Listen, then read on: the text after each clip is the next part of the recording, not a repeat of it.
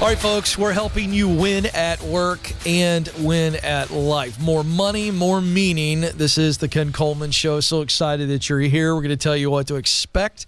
We're going to tell you what you need to be fighting against and fighting for so that you win. All right, here we go. How to prevent burnout when you work from home. Now, this is the dirty little secret. I got to tell you, this was very surprising to me. I don't know why. Maybe it's because I've heard so much in the news, and we've reported it here on the show, that people love working from home. It's like the new frontier. Like, hey, I'm never going back, baby. I mean, we heard that a lot. And when I saw the data I'm about to share with you, I will tell you, I was surprised, and then I dug into it, and then as I dug into the data, which I'm going to do with you, I was like, okay, this makes total sense. I shouldn't have been surprised. And this is a big deal when we have so many people. A lot of you are working from home. So maybe this is you, maybe this isn't you. Maybe you're not aware of this, but this is the data. Here we go. A new survey from Tiny Pulse surveyed 700 HR professionals about their remote employees. And I got to tell you, this still shocks me. Remote employees are experiencing the highest level of exhaustion and burnout. 85%. This is 24% higher than workers that are in the office. Now, did that surprise you folks when you heard that? It surprised me. And then I dug in. Well, why is this happening? First thing is, they're home all the time, which means they are at work all the time. See, there is no commute. Woohoo! Everybody's like, no commute. No uniform. Love my sweatpants. These are all good things. But there's no break. There's no boundaries. There's no boundaries. There isn't, hey, we're all going to go out to lunch. Hey, where are we going to lunch today? And you move like a flock of geese, and you have a little bit of break from the environment of your desk, from the hallways, from the building. You got a break. There's a boundary there. Hey, we're not going to work it. We're going to work through lunch. We're going to go. We're going to take a break. There's a boundary. And so you got to understand that when you're at home, you're also at work. There is no delineation. More on that in a moment. So all you see when you are working from home, think about it, is everywhere you turn, you see another task. Think about this. Let's say that you are really breaking down a report. You're filling up a spreadsheet. You're doing a lot of heavy analysis or a lot of task-heavy work, and you go, you know what? I'm a little thirsty. I think I'm going to head, for the people who live in the Southeast, I'm going to head to the kitchen and get some sweet tea. On your way to the kitchen to get a sweet tea, you see the hamper out of the corner of your eye. Oh, my gosh, that thing is overflowing. One of my kids might be inside of that thing. I better check. And you go over to the hamper, and you think, all right, you know what? Before I get to sweet tea, it's only going to take me about 5 minutes. I'm going to go start a new load. We'll see you go start the new load, but in order to do that, you got to move the load out of the washer into the dryer. You got to pull stuff out of the dryer, put that in there, and then you go, oh gosh, do I fold this now?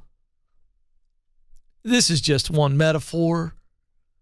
But the point is that when you're working from home, you are constantly surrounded by problems that need your attention or a task that must be completed.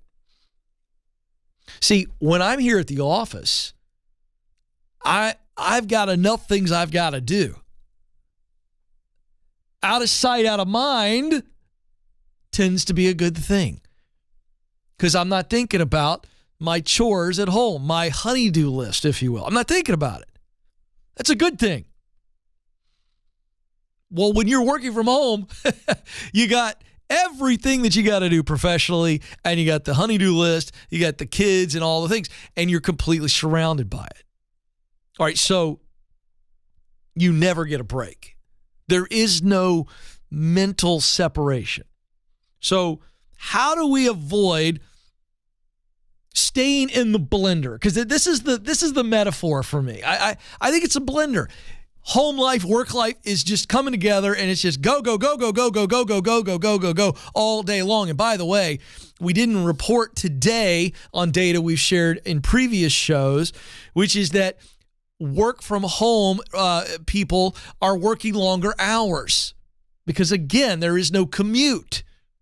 There's no separation. And so people that are working from home are working longer days. And so you've got longer days that are full of the blended responsibilities. And that'll burn you out quick. So how do you avoid it? Number one, I'm going to give you a couple basic things here. Number one, set boundaries. Clear boundaries.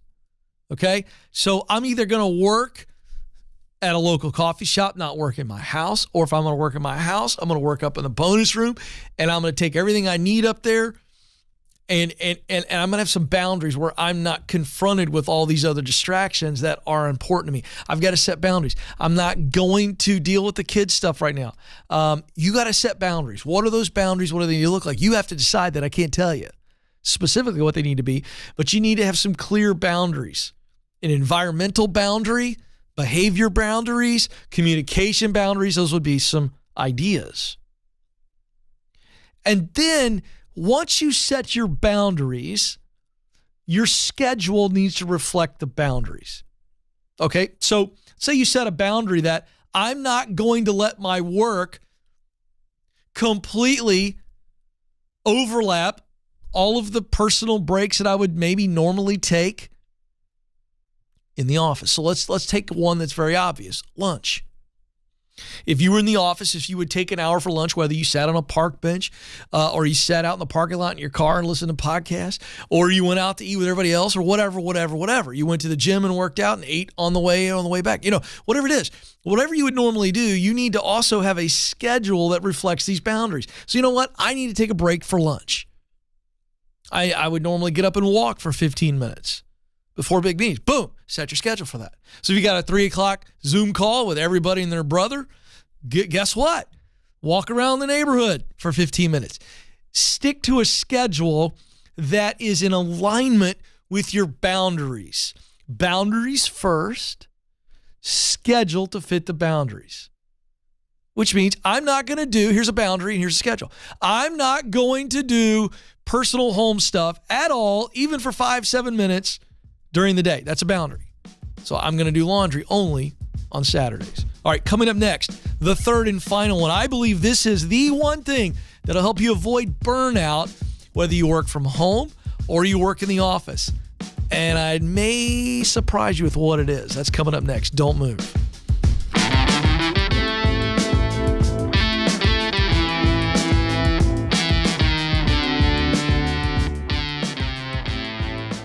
You were created to fill a unique role in and through your work. Now, some of you may be going, I have no idea what that is. Some of you may be saying, I know what I want to do, but I don't know how to get there. I felt all of those emotions. I've been where you are, and I can tell you, there's hope. That's why I wrote the book, From Paycheck to Purpose. You can make the income you want and the impact that you desire. And I know that you have what it takes.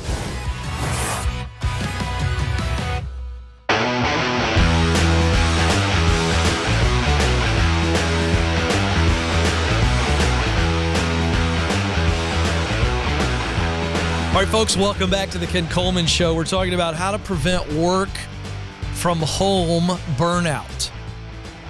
If you're just joining us, quick review on the data. Tiny Pulse did a survey of 700 HR professionals, and these HR professionals reported that remote employees are experiencing the highest level of burnout. 85% of them are experiencing burnout. That's 24% more than workers that are in the office and them experiencing burnout. Now, there's a lot of factors going into this, but what we're saying is okay, look, there are 3 major factors that you need to be thinking of to avoid burnout. When you got to set some clear boundaries. Hey, this is a boundary, and I'm going to honor this boundary during my work time. As a result of that, number 2, I'm going to create a schedule and stick to it to honor the boundaries. And the third one that I teased as we went into our first break is I think this one alone will help stave off burnout if you do this every day. Okay, now those other things that I mentioned, you need to do them. But if nothing else, you go, Ken, it's going to take me a while to figure that out. I get it. But if you do this one thing, and this is a boundary, and this is a schedule function, but if you just did this, it'll help push off, keep burnout at bay. You ready? Playtime. There it is, folks. This is the wild wisdom I drop on you people. Sometimes I just suck you right in and I give you something so simple. But now I'm having some fun here. What do I mean by playtime? I mean, what does play look like for you? Is that listening to a song, putting on the really nice headphones, walking around the neighborhood for 5 minutes, 10 minutes, 15 minutes, and watching birds? I don't care. It's a form of entertainment. Playtime is whatever you make it, but it's play. It's fun. We've got to get back to that inner child. Playtime. Oh, playtime is so good. It gives us a break. It gets us out of the rut, out of the rhythm, and it allows our brain to re-energize. There's so much. By the way, test me on this. Google this. Google the cognitive benefits of playtime and fun and meaningless entertainment. Here's what happens. When we disengage from work and the intentionality of work, and we do something that's just kind of fun and entertaining, our brain resets itself. You can go read about this. It's unbelievable. It's like giving it a plug into like an outlet. And as a result, your imagination and creative ideas explode. And so scheduling playtime and something fun that doesn't require any kind of true thinking, it's just kind of, I'm active, I'm doing something fun, will spur ideas. And you may be stuck. And in a 20-minute session of just play, of enjoyment, and I mean do something that you enjoy. If it's a video game, get after it. Like I said, listen to music, watching a quick 20-minute episode on Netflix, do it. You know, if it's literally going to the gym for 45 minutes, do it. If it's playing pickleball, do it. Have that scheduled in your day. The benefits are wildly positive. It's good for you physically. It's good for you mentally, emotionally, and then professionally. It's going to give you some breakthrough. You've been thinking, soaking on something. So the best thing you do is stop brainstorming. Just go do something mindless, fun, and let the brain do what it's designed to do. Okay, real quick, I because of the chat room, I love the folks that are watching live on YouTube, and I want to call out. I saw a comment here. Barbara Finley. Barbara, thank you for watching and engaging live in the chat room. Barbara says, I'm looking forward to this video. By the way, Barbara, I'm live right now at 12:14 Central Time. She says, I'm looking forward to this. Been working from home approximately 20 years. Financial boost from driving less and gas, of course, and no work wardrobe is nice. But I miss the social aspect of office life. And I think that that's another example of, if you don't have it, that human-to-human interaction, that to me is going to be built into your day. Go to lunch with a girlfriend. Go to lunch with your husband. Go to lunch with your kids 2 times a week, 3 times a week, 1 time a week. I don't care.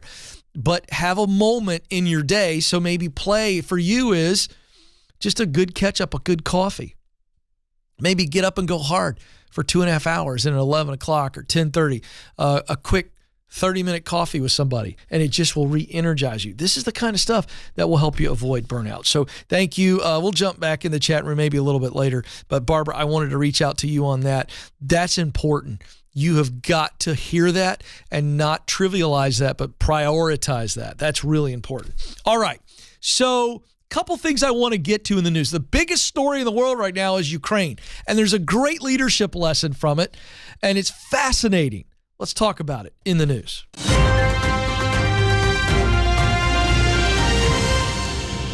Okay, so this is not a specific headline. This is just all over the headlines. The president of Ukraine is a former comedian, kind of a television host, kind of a late night TV host in Ukraine. And, largely anonymous on the world scene until, of course, Russia decides to invade Ukraine. And here's what I'm seeing on social media, and it's all over social media, all over the news headlines. Zelensky is his name, President Zelensky of Ukraine. It's all of a sudden everybody loves the guy. Now there's a picture right here, and I want you to get that because I'm gonna break this down. And not only is that President Zelensky, but he has in that picture with him several members of his executive team, cabinet. These are leading officials, and you can see this is nighttime or very early morning in Ukraine, and they're not all dressed up. This isn't a photo op. That's the dude's smartphone. And so here's what I wanted to share today.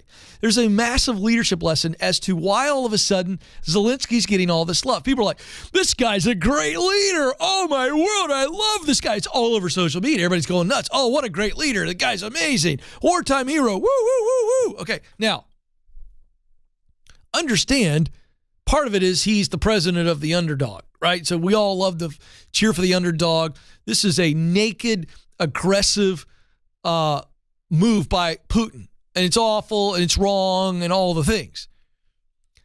And so part of it is we're cheering for the guy. But the bigger issue, and here's the leadership lesson.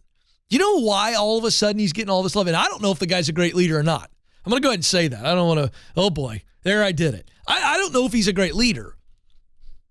He may be stepping up, and I think he is. But let me tell you why everybody loves him right now. Here's what we're seeing out of a leader that we don't see in the office. We're seeing a leader who's unfiltered. He's just, the guy is like, he's in his green t-shirt and his combat boots, and he's hanging out. Look at there he is. He's literally breaking bread with the soldiers. He's in the bunker. He's unfiltered and he's unprotected. Those were the two things that I saw. Leaders in the corporate world, and many times even in small business, they're very rarely are they, when I say unfiltered, he's out there with his cell phone. He's going, hey, he's appealing to the world's leaders. It's not a photo op. How many times do we see the politician with the shirt and tie on and the sleeves rolled up, and it's a photo op? It's a photo op. This isn't a photo op for this guy. And I think people are going, this is the president in wartime? And he's out walking through the marsh? He's unfiltered, unprotected. And leaders, those of you who watch the show who are maybe in middle management, it doesn't matter. You want to be a leader? This is why Zelensky has caught the imagination of so many people, and they're talking about it because they're going, he's among the people. He's not up in the palace behind the podium. He's out there with the people. He's unfiltered. He's unprotected. He's one of us. Leaders, this is what people are crying out for. Great leadership lesson. Coming up, more news and your calls. This is the Ken Coleman Show.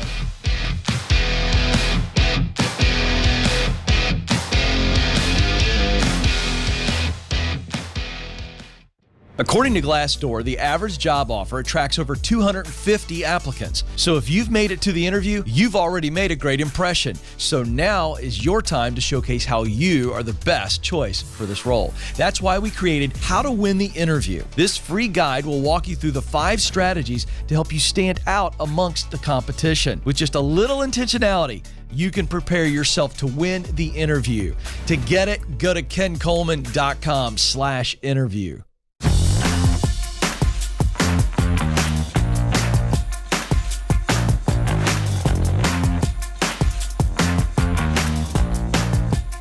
All right, folks, welcome back to the Ken Coleman Show. We are here to help you win in your work, which is going to help you win in your life. This is about a better life, not a better job. Yeah, I mean, the better job and better career and better work is going to lead to a better life. And that's what I want. I want you to max your life out. And you can't do that if you don't have a strategy, if there's no purpose and meaning in your work. All right. Let's get to this. There's been a lot of buzz lately about Phil from ZipRecruiter. I've been telling you about Phil. A lot of thank you Phils everywhere. Liliana G., she said, I'm so thankful for Phil at ZipRecruiter. He made my whole job search easier and helped me land a job.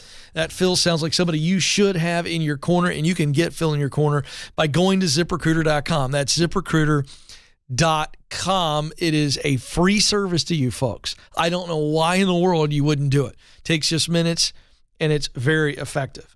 Okay, I said I had some news for you, and this is not of the headline sort. This is of the audience sort. I love when you folks send me updates, whether it's ask@kencoleman.com is the email address. You could certainly reach out to me, direct message me on Instagram @Ken Coleman, Twitter @Ken Coleman, Facebook, Ken Coleman Show. This is good old-fashioned mail here. This was awesome. And so I got this letter. I'm only going to read a portion of it. This is from Kelly McIntyre, one of our listeners and viewers. She said, Dear Ken, if you ever wonder if you're really making a difference in the lives of your listeners, let me assure you that you are. I've been binging your show since the beginning of the pandemic, and I put the lessons you share into play. I've always known my passion is cultural travel, and one of my talents is writing. But I couldn't put my finger on my true mission, and you helped me uncover it.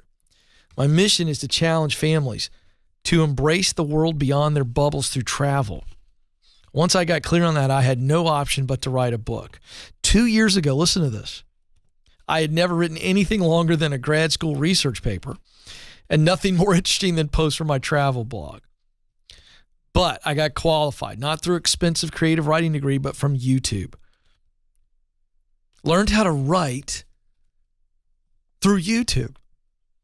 Once my book was written and edited, I used the proximity principle to get blurbs from people I know, a New York Times bestselling author, a middle and high school teacher, and my book releases next month, and it has already hit #1 new release in teen travel and 5 other categories on Amazon. Now look, this is great. I want to show this to you. Nathan, if we can zoom in on this.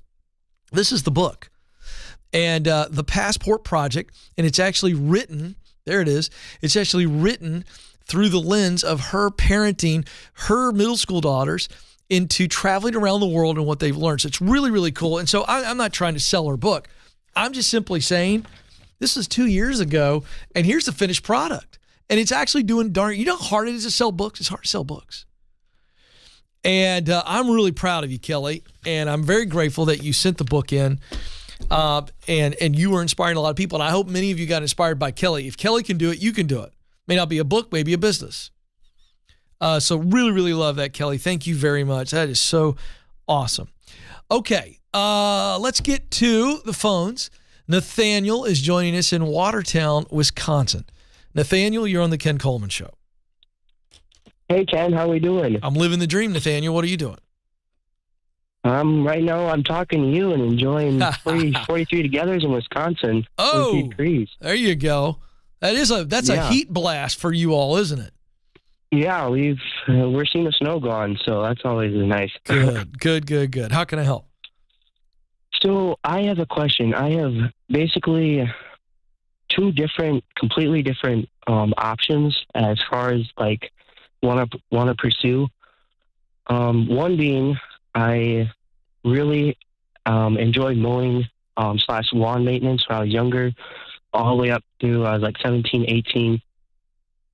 And recently I've gotten a real desire to actually help people with their finances and how to work with money. I've always been a saver.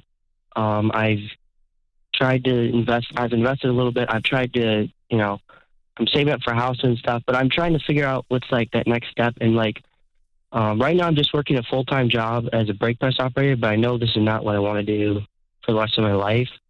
And so I'm just kind of trying to figure out what my passion is. Because I think really you know it. Finances. I think you know it. I think you're interested in 2 things. Is that true or false?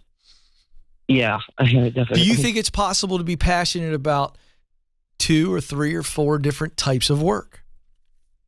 Oh, yeah. Yeah, definitely. All right, so how would you define your words? And you've already kind of let us know, but I want you to simplify it. I'm passionate about doing this, and I'm passionate about doing this. I want you to fill in those blanks. Go. I'm passionate about helping people, and I'm passionate about serving people. Okay, but be more specific. You already told us. If one is finances. So what are the 2 areas? Finances, and then, yeah. And what's the other area? And lawn maintenance. There you go. Both are helping people. Yeah. Yeah. Okay. Which one do you enjoy most? If you had to rank them. That's tough. I know. Give it a shot. Oh, man. Give it a shot. I don't care if it's 50-50. I just want you to be really honest with yourself. That's what we're doing right now. There's no right or wrong answer. Probably finances. All right. So tell me, just for fun, you don't have to commit to this answer. It's not locking you in. But right now, knowing what you know about the financial world, and if you knew you could be wildly successful, no possible way that you would fail, what type of work in the finance area would you do? Be specific. I don't care about title. What would you do? Just advising people. So retirement and investment planning. Yeah. Is that right? That and yeah. Or is there another angle? That, and then just helping people if they're not doing well, if they're not using their money wisely per se, and they want we got all this debt, to figure out whatnot. Okay. So that's a financial coach. That's a financial coach. So you've got, so here's the good news. Yeah. You just gave me 2 potential options in the area of finance. Yeah. Okay.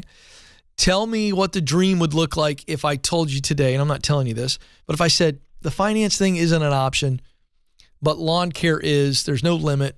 Dream for me. What would be a dream gig in lawn care, lawn maintenance? I mean, just have my own lawn care business. Yeah, come on, man. I don't know why you're giggling like that's a silly answer. Right, but it's doable, isn't it? Yeah. You better believe it. A few years down the road, get a little more experience. Okay, so what you need to do is you need to spend time on the phone or in person with a financial coach who's successful, not somebody who's struggling to get it off the ground. Somebody who's a successful financial coach. It may not be their full-time gig, but it is enough of a side gig where you go, they're making pretty good money and they're on their way to maybe being full-time. And I want you to spend time with one of the Ramsey Solutions SmartVestor Pros. Even if it's a phone call or your parents can hook you up with a meeting, I want you to get in and say, if I came in and interviewed you for 15 minutes because I think I want to be you one day, get in front of somebody who's winning in both of those areas. Okay? The investment and financial planning strategist, and then the financial coach. And in doing so, I think you're going to get a pretty clear view of what the future could look like. And I think your heart's going to tell you which one you're most interested in. Yeah. All right. Now, you already know the lawn care maintenance, but it wouldn't be a bad idea for you to sit down with somebody who's got a very successful lawn care maintenance business. So you understand what all's involved. What's that going to take? What's the right way to do it without going into debt? How would I cash flow launching this business down the line? I want you to do that as well. Now, when you do that, you have all that information on both options, the financial side and then lawn care maintenance. I want you to then consider, could I do both? Yeah. Would it be possible? The answer is yes. Yeah.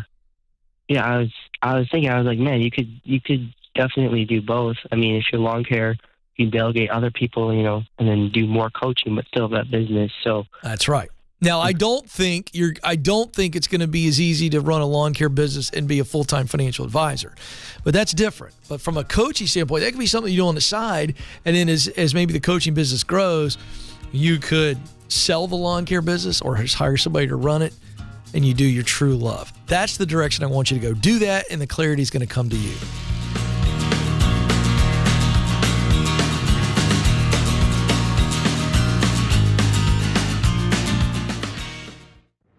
Do you know what you were born to do? In order to get hired at a job you love, you need to get clear on your talent, passion, and mission. That's why our team created the Career Clarity Guide. In just a few minutes, this free tool will walk you through a process to discover what you do best, talent, the work you love to do, passion, and the results you want your work to produce. That's mission. Then you're going to feel way more confident throughout the job search process. To get started, go now to kencoleman.com/clarity.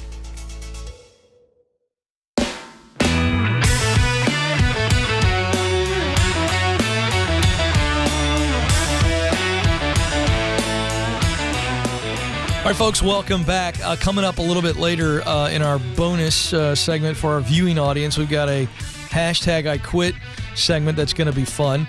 Real quick, I want to shout out some folks that are watching live on YouTube. If you're tuning in right now at 1:30 Eastern Time, that's when we're live. Minnie C. Riley said, hey. That's how I interpret it. So I'm going to go, hey. Victor Betton. What up, Ken? What's up, Victor? How we doing? Let's see here. A couple other people want to say hi to. Love Lady said, I work from home and I go to a different coffee shop daily, if not weekly, to prevent burnout and isolation. Good for you, Love Lady. Great suggestion, by the way. Fredria B says, great working from home tips. I would love to be able to work from home. Well, see if you can do it. Let's see what else here. There was another one I wanted to get to.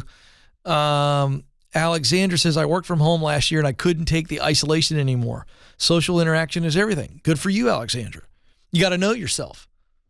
I'm not good being alone at all. Like if my wife and kids go out of town, poor Alex, is like, he's like done with dinner and he walks by his front door and he does a double take and I'm just sitting out on the front porch waiting for him to notice me like a lost puppy. I've actually never done that, but that is kind of a funny image. Could you imagine? Honey, I don't know. Ken's sitting out on the front porch. Let me go figure out what's going on. This is interesting. Phoenix 86 says, my mindless fun is cleaning the house. Yikes. Hey, can I just say, if that's fun and you get a little juice, knocking the cobwebs out or running the vacuum, again, it works. And Phoenix 86, by the way, is watching from Hawaii. Aloha. Yeah. Grant Lowry's watching live. Good to see you, Grant. Phoenix. Oh, I was just talking about Phoenix. I see. I'm so nervous to call in. Why are you so nervous? Look at how fun and winsome and charming I am. What are you worried about? Chris says, I'm there with the last caller, but I'm having a hard time finding clients for my financial coaching. Okay, quick follow-up on this. Hey, Chris, you're having a hard time finding people to coach because you're not looking in the right places. Where are people that are struggling with their finances? Go there. How about starting a Financial Peace University class? That's how you find potential clients. Walk them through our program if they need some hand-holding, because that's what a coach does. Then you go to the next level. Kalidum says, do you take live calls? Yes, 844-747-2577. Amanda is standing by. Try it. All right, Megan is up next in Knoxville, Tennessee. Megan, you're on the Ken Coleman Show. Hi, how are you? I'm living the dream, Megan. What's going on? Well, I have a loved one who had worked in the health field for 27 plus years with the same company, never absent, always working, would help out with others. Everybody loved this person. And all of a sudden they were terminated, along with some others that were, I guess, upper in age. This person's in their late 50s. And now this person who had this love for this job and a passion for the field, their confidence has been taking a hit. Sure. And when they, and really the reasonings that were given to them, there were no warnings, nothing. They didn't even know there was anything wrong. So now they're at the point of not sure of having any confidence. And then when filling out applications, it says, have you been fired? And some of the places that they have applied for, has very big background checks, clearances, that kind of thing. Yeah. So they don't want to lie, but they're afraid that it's almost a waste of time because Not true. they're just going to see that and automatically knock them out the door. Okay, so a couple things. They don't have any choice. You can't leave off 27 years of work history. I would say that they were laid off, not fired, because it sounds like to me it was a layoff. It was a multiple companies are cutting back all the time. That's nothing to be ashamed of. They weren't fired for wrongdoing. True or false? According to how they were let go, it was a termination. Right. So that's what I would call it. Number one, I was laid off with a large group of people, and I don't know if there was ageism, but we were all in our upper 50s. I'd kind of just own that. Nothing to be ashamed of. Hang on the line. I'm going to give you a copy of my book. I'll give you two books, From Paycheck to Purpose and The Proximity Principle. Give them to your family member, read them, and do it. You don't even need the resume if you do it the right way. This is the Ken Coleman Show.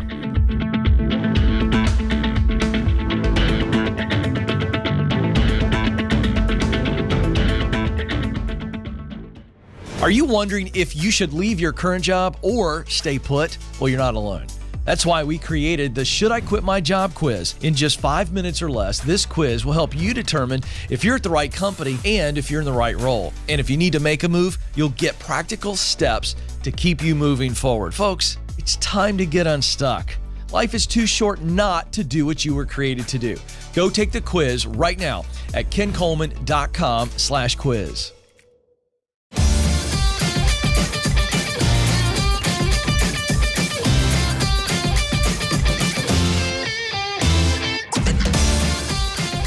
All right, folks, welcome back to the Ken Coleman Show. Thrilled to have you with us. Don't forget, we have a bonus segment for our viewing audience. It's called #IQuit. I'm told there's some fun stuff in there today, so we'll get to that in our next segment. So the phone number to jump in is 844-747-2577. Let me point this out about phone calls.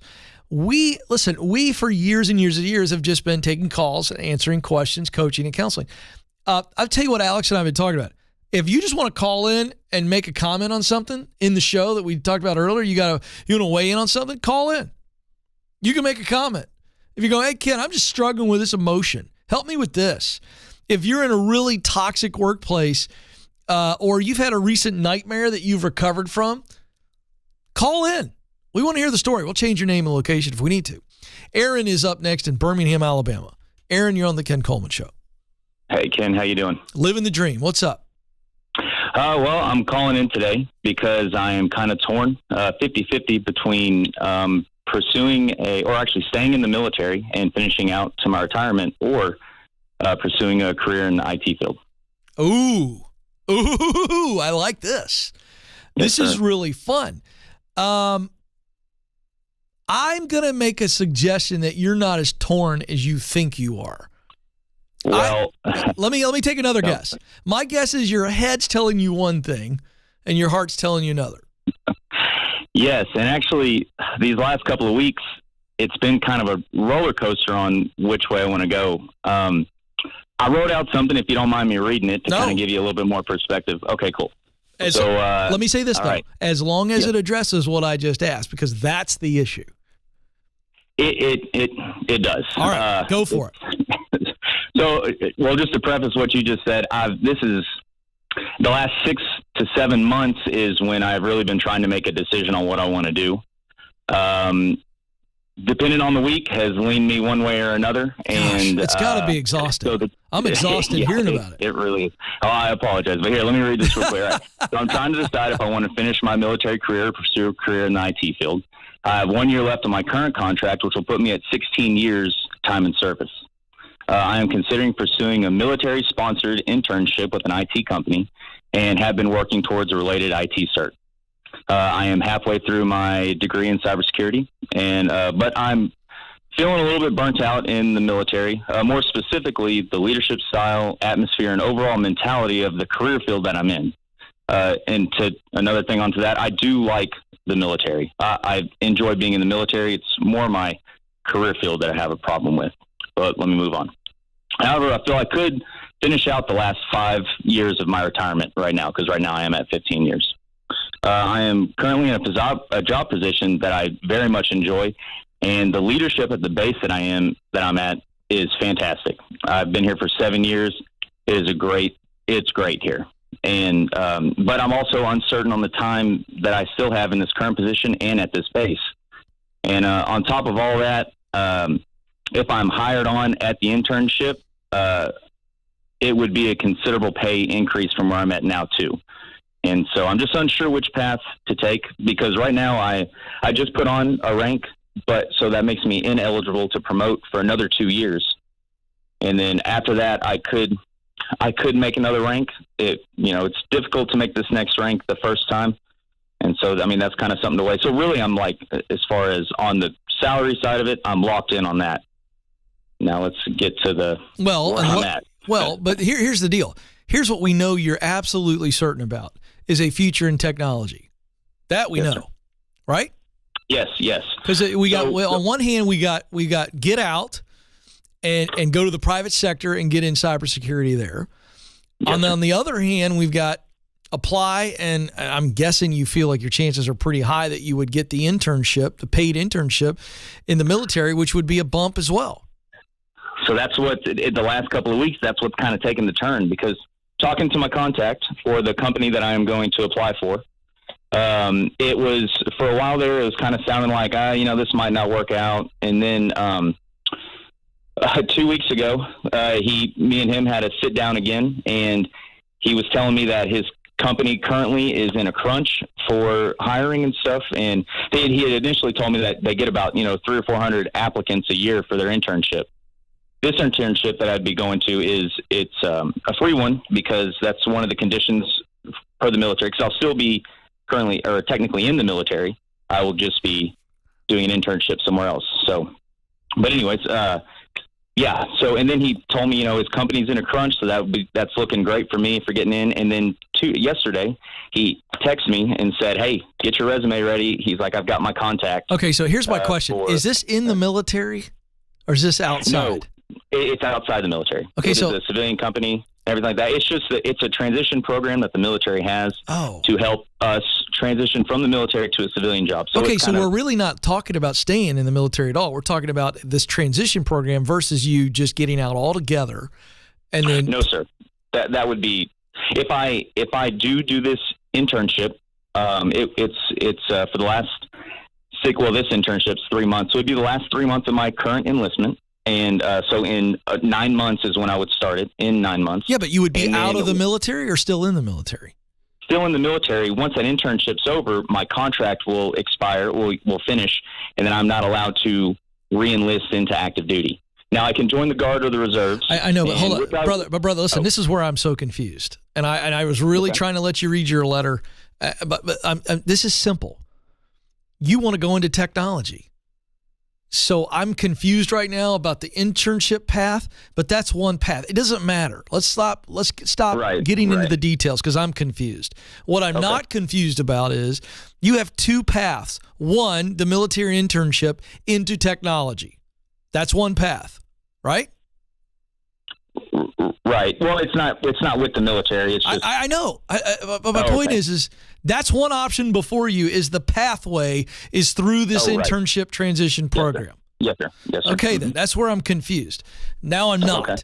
The other pathway is you get out altogether and you go look for something out there in cybersecurity. That's the other path. Correct? That's not something I would want. But technically, yes, that is a path. That's not brother, something I want to do. Well, but brother, I'm trying to help you, and we're back to the same. I'm still confused because you're not being clear, and the best I can say is you want to go into cybersecurity, and it doesn't seem like to me you should stay in the military. It seems like to me we've got the internship opportunity or something else, but re-enlisting is not something you want to do. That's what I'm hearing. I don't think you're as torn as you think you are. Back to what I initially thought. I think you've got a little bit of, am I being stupid by letting go of my retirement and blah, blah, blah, blah, blah. And the answer to that is no, because cybersecurity is a rocket ship, not an escalator, a rocket ship for you financially, professionally. So whatever I agree with that. Okay, then. So to me, the best way for you to do that is the choice. and I know you don't want to do it outside of the military transition program, great. But re-enlisting, no, I wouldn't do it. I'd go all in on cybersecurity because you, A, want to do it, and B, you're set up to do it, and you're not in any way being financially careless by getting out of the military now. Am I addressing that fear? You are. So talking with my wife about this, she's all in on it. She was hesitant at first because, the military is such a, being in it, it's safe, right? Like, what you're getting. When you're going to be deploying, you're getting paid. Now, cybersecurity, as a private worker, cybersecurity is way more secure for you than being in the military. Military, you're limited. Your growth is only going to be so far. There's no limits to your growth financially and professionally. Yeah, I'm basically locked in. Yeah. You are. But here's the deal. As a member of our service, by the way, thank you for your service. You're a great American. You are now set up because of all your background and training to be a great leader within cybersecurity. So the answer is go. You're not being financially risky. You're not being careless. You're not forfeiting money. You're actually going to make way more money, be much more happy. This is it, folks. Why I do what I do. More income, more impact. Go. Love the call. Love what you do. All right. For our listening audience, we got to get out of here. Appreciate you so very much. For our viewing audience, hang on. We got a fun #I Quit segment coming right up. This is the Ken Coleman Show. Thanks for listening to the Ken Coleman Show. For more, you can find the show on demand wherever you listen to podcasts and watch the show on YouTube. You can also find Ken across all social media by following @Ken Coleman.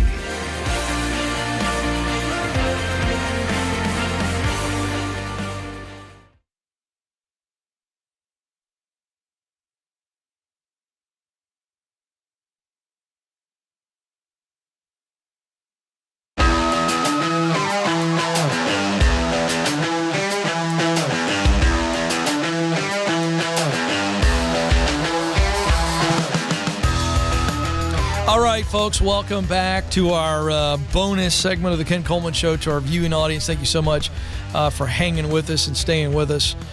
We have a fun little segment we like to do from time to time based on the wildly popular hashtag. That's the number sign with a phrase that kind of groups all these posts who will put the hashtag out there. And so a big one is #I quit or I quit my job. And it's always fun for us. And so we go through these. And so we're going to roll through these. I haven't seen these before, and I'm going to real-time comment on them. So here we go. We got 5 different clips. Let's go with number 1. I put my 2 weeks in a few days ago. My boss said she needs it in writing. Oh, wow. A lot of...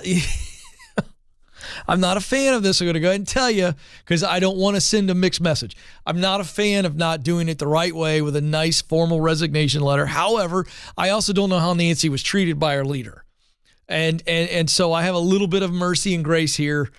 And I don't know if Nancy actually did this. See, these TikTok videos, we don't know if this is really happening or if this is a little bit of what we like to call drama around the Coleman household.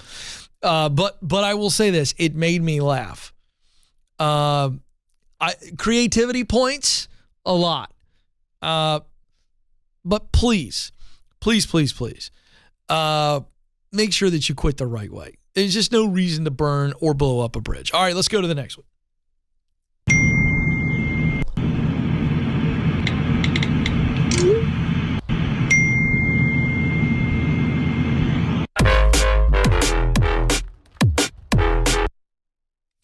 Okay, all right. Yeah, this gets the smart you-know-what award there. That's pretty good. I think that's true, though. I mean, but you know what this is? Don't skip over the poor communication style of that leader. I mean, think about it. Hey, what are you doing? Waiting for this guy to open the gate. Well, hurry up. Now, they're probably being a little bit funny, but you would be surprised at how often this kind of communication happens between a leader, a boss, a manager, and people. And, to the point is he can't wait any faster. There's only so fast you can wait. So that was good. I like that. All right, next. Oh boy, this is Alex. He must have been talking to Stacy, because this is about 3 mornings a week for me, and I gotta tell you, that is a little bit of trauma. Play that again. We're gonna do that again, because let me tell you what's really going on. All right, I'm gonna voice this. Nathan, I know I surprised you, but I'm going to voice what's really going on here because this is me. Okay, I thought I left them over here. I came in the other night to the garage. I put them down. Oh, no, gosh, I got to hurry. Where did I put them? Oh, I think they're in my pants. Where are my pants? Where are my pants? That's exactly what's going on. I mean, did you talk to Stacy? Alex said he didn't. All right, very good. All right, next clip. Where you been at? You don't come to work no more or what? Trade me shifts. Shape? Fake. If we do, it'll be on aisle 4. Let me see. You changed your number or what? You just changed who you respond to. I'm about to do Billy. Yeah, absolutely. If you need any help, let me know, okay? Okay. Yeah. Your husband made lunch? What do you make us? Yeah, that's good. You know, we all have that, don't we? We all have our professional voice, you know? My wife's got a good friend, and we always laugh about this, because if you call her voicemail and listen to her voicemail, it's like a completely different person from how she talks in real life. And her voicemail is like, it's like she goes from just regular lady to Pride and Prejudice, you know, like prim and proper, and we crack up, and we all do this. It's so true. They call that the Harvard voice. 100%. I had a friend who shall go nameless, who no longer works here at Ramsey Solutions, coworker, who would talk very normal. Would talk like this all the time. And he'd be in conversation with you. You'd be talking about something like, oh yeah, our kids play flag football, and oh yeah, it's great. We're talking about that. And his phone would ring, and he would, and I'm going to show you with my phone. He would literally, and the only time I ever heard him talk like this was when he was on the phone. But he'd be talking like this, and he'd pick up the phone. Hello? It was like, what had just happened? Who is this? And it's like, he's still sitting right in front of me doing one of these numbers, you know, like, hold on 1 second. And it was like a completely different voice on the phone. So we all do that. You know what? It's just a reminder. Be who you be. All right, one more. Here we go. Last one. So why do you want to work at McDonald's? Because I need the money. Excuse me? Because I deeply value McDonald's work culture, and it's always been my dream job to become a McDonald's cashier. Can you explain this gap between your resume? Can you explain that gap between your teeth? Excuse me? During my time off, I was busy taking care of my family. But now that I'm ready to join the workforce again, I'm excited to make a huge impact in society by being a cashier. Wow. Okay. All right. That's it's got a little sass to it, and I get it. You know, because that's kind of like the real thoughts versus what people say, which, by the way, one little lesson there. This is why in job interviews, leaders, because we know we have people here that are in all different levels of leadership that watch this show too, because you want to grow. But listen, you got to ask better questions so that they can't give you that kind of politics speak. That's all that was. Real thoughts in that TikTok versus political speak. And you got to be careful not to be snowed by that, you know? But that's how people think versus how they talk. And by the way, that's back to that whole customer service thing. I want to know what a person's really like in the interview process. How do they act when they have to think off the top of their feet and they don't have a slick little answer? That's what you're looking for. So really good stuff there. Thank you, Alex and Nathan, for that. All right. Hey, I got to get out of here. But before I do, remember this: you matter and you do have what it takes. Thank you for joining us. Until next time, this is the Ken Coleman Show. Press on.